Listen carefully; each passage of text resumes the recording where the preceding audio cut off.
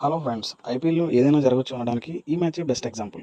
ఇవాళ జరిగిన LSG versus LSG bowling చూస్ చేసుకుంది. బ్యాటింగ్ వచ్చిన కేకేఆర్, రహానె 41, రఘువంశీ 45, పవెల్ 39 చేయగా టోటల్ స్కోర్ 181 రన్స్ చేసిన కేకేఆర్.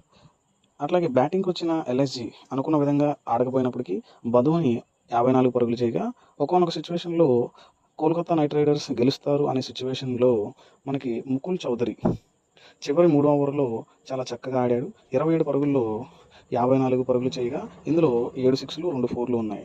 చెప్పుకోదగ్గ విషయం ఏంటంటే ఈ సర్ప్రైజింగ్గా మనం హెలికాప్టర్ షాట్ అనేది చూసాం. ఒకేసారిగా ఆ షాట్ చూడగానే ధోని వైబ్స్ అనేవి ఒకసారి మళ్ళీ గుర్తుకొచ్చాయి.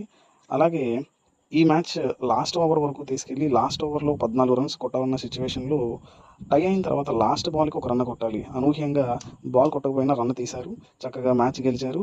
ప్లేయర్ ఆఫ్ ద మ్యాచ్ కింద ముకుల్ చౌదరి.